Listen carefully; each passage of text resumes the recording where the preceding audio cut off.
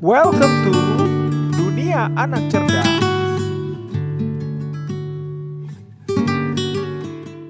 Penemuan roda mengubah dunia sejak zaman batu. Sekitar 5150 tahun lalu, seorang pengrajin di Rawalju Beljana, Slovenia, menyusun papan kayu abu menjadi cakram berdiameter 70 cm, memasang poros kayu ek, dan, tanpa menyadarinya, menciptakan roda tertua yang lengkap pernah ditemukan. Pada awalnya, roda adalah alat pembentuk tembikar, meja putar yang membuat dinding mangkuk lebih simetris. Lompatan logika datang ketika seseorang bertanya, jika piringan berputar bisa memudahkan gerabah, mengapa tidak memudahkan transportasi? Roda pada pertama cocok di tanah berlumpur. Kemudian, sekitar 1950 sebelum Masehi di kultur Sintashta dekat pegunungan Ural, muncul roda jeruji ringan yang memungkinkan kereta perang melesat di stepa. Kecepatan baru ini memberi keunggulan militer bagi bangsa Indo-Eropa yang membawa bahasa dan mitologi ke India, Persia, dan Eropa Barat. Roda lalu merembes ke filsafat dan agama. Buddha menggambarkan ajaran sebagai Dharma Cakra, Plato memakai metafora roda nasib, dan kalender Maya memanfaatkan gigi roda tanggal untuk menghitung siklus panjang. Revolusi industri membawa roda besi di rel, mengurangi gesekan darat hingga lokomotif dapat menyeret ratusan ton batu bara. Sedangkan ban pneumatik ciptaan Dunlop 1888 membuat sepeda dan mobil jauh lebih nyaman. Menariknya, peradaban Andes, tempat Machu Picchu berdiri, tidak memakai roda untuk angkutan karena medan curam dan ketiadaan hewan tarik besar. Namun anak-anak Inka memiliki mainan roda kecil, bukti bahwa ide hadir tetapi konteks lingkungan tidak mendukung. Di abad ke-21, roda tampil di rover Perseverance yang melintas kawah Jezero di Mars, membuktikan bahwa gagasan sederhana, yaitu menukar gesekan geser dengan gesekan gulir dapat membawa kita dari bengkel lumpur prasejarah sampai planet tetangga. Revolusi industri mengubah cara kita bekerja. Pada 1764, James Hargreaves di Lancashire membuat spinning jenny 8 gelendong, kemudian ditingkatkan menjadi 80, memungkinkan satu pekerja memintal benang jauh lebih cepat daripada roda pemintal tunggal. 15 tahun setelahnya, James Watt memperbaiki mesin uap Newman dengan kondensor terpisah, meningkatkan efisiensi 3 kali lipat. Batu bara yang dulu hanya bahan bakar perapian menjadi tenaga penggerak lokomotif, kapal uap, dan pompa tambang. Kota Manchester menjelma, Cotonopolis, sementara Birmingham menyebut dirinya, Workshop of the World. Namun kemajuan itu berharga mahal. Anak-anak setinggi meja dipekerjakan membersihkan puing kapas di bawah poros berputar. Paru-paru mereka terisi serat putih hingga pemerintah Inggris menerbitkan Factory Act 1833 yang membatasi jam kerja anak. Gerakan Luddite, pekerja tekstil yang menghancurkan mesin, muncul bukan semata takut teknologi, melainkan protes atas upah merosot dan kontrak tak adil. Di seberang Atlantik, Henry Ford menerapkan lini perakitan bergerak pada 1913. Waktu pembuatan mobil model T turun dari 12 jam menjadi 93 menit, memungkinkan harga jual $440 dan gaji pekerja $5 sehari. Kebijakan ganda, menekan turnover dan menciptakan konsumen baru. Di laboratorium Jerman, Fritz Haber dan Karl Bosch mengekstraksi nitrogen udara menjadi amonia. Pabrik industri pertama beroperasi 1913. Pupuk sintetis ini menggandakan hasil panen abad ke-20, memberi makan populasi yang meledak. Revolusi industri juga memaksa sinkronisasi waktu. Sebelum kereta api, tiap kota mengikuti matahari lokal. Setelah jadwal kereta lintas wilayah, Inggris menetapkan Greenwich Mean Time 1880. Kini, kita memasuki Industri 4.0 dengan robot kolaboratif dan kecerdasan buatan. Tetapi pola besarnya sama.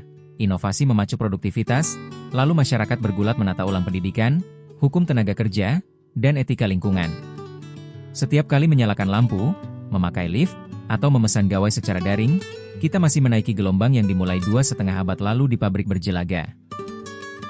Machu Picchu, kota hilang yang diangkat ke panggung dunia pada 1911. Menyibak kabut Andes setinggi 2.430 meter, teras-teras batu Machu Picchu tersingkap seperti benteng langit. Dibangun sekitar 1450 oleh Kaisar Pachacutek sebagai kompleks kerajaan sekaligus pusat upacara, kota ini dihuni kurang dari 1.000 orang elit Inka.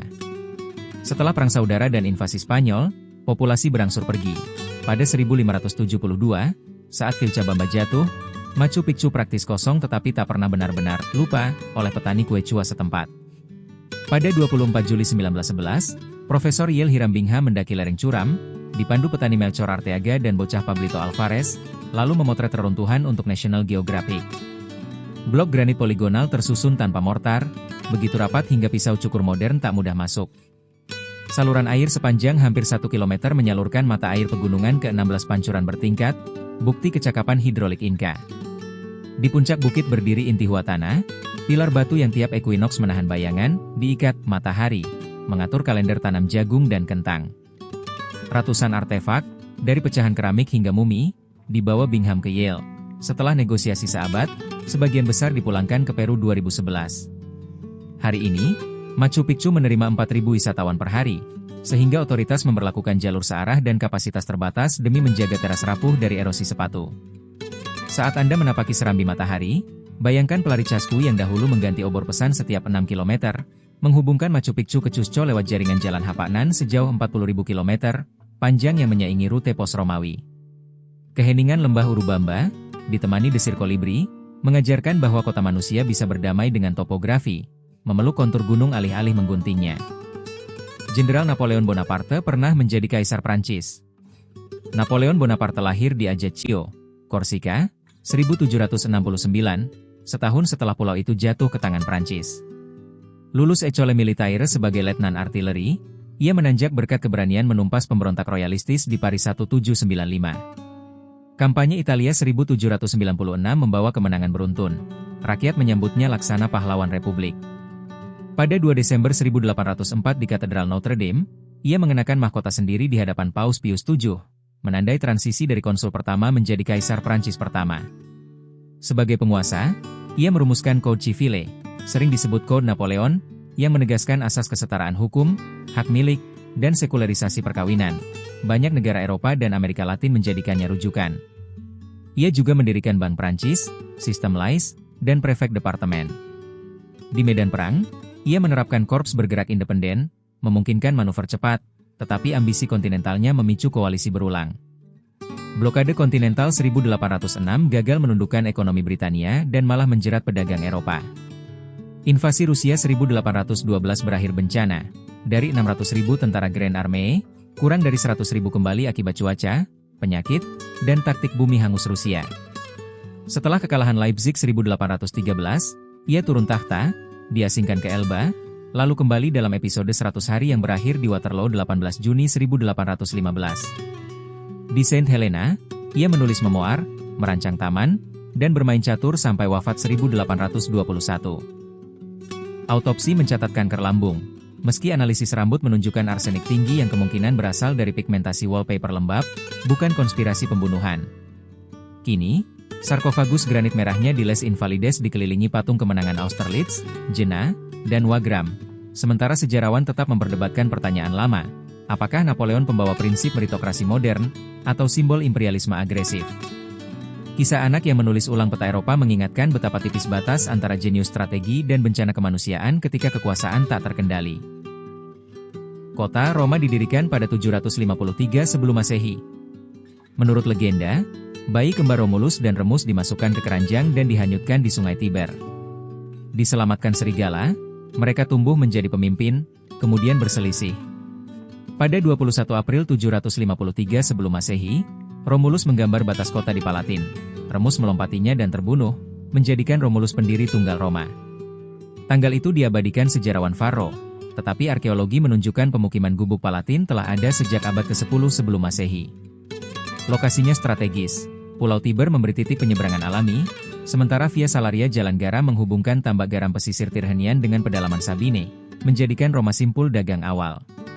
Pada 509 SM, warga menggulingkan Raja Etruska terakhir, Tarquinius Superbus, lalu mendirikan republik dengan 2 konsul tahunan dan senat aristokrat. Hukum tabel 12 dipahat di perunggu agar publik mengetahui haknya. Konsep itu menjiwai asas rule of law modern.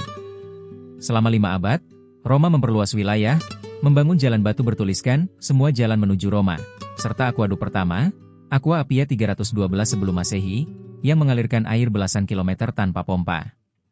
Setelah Julius Caesar menyeberangi Rubicon 49 sebelum Masehi dan memicu perang saudara, Augustus menciptakan Kekaisaran Roma dan membuka masa Pax Romana 2 abad. Penduduk kota menembus 1 juta pada abad kedua, sehingga pemerintah membagikan roti gratis dan hiburan gladiator untuk menenangkan massa.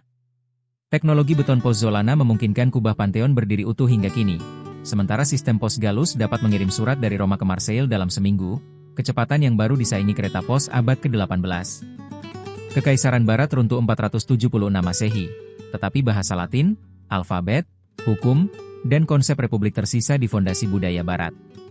Berjalan di Forum Romanum hari ini serasa melintasi lapisan zaman, republik, kekaisaran, renaissance, lalu ibu kota Italia modern.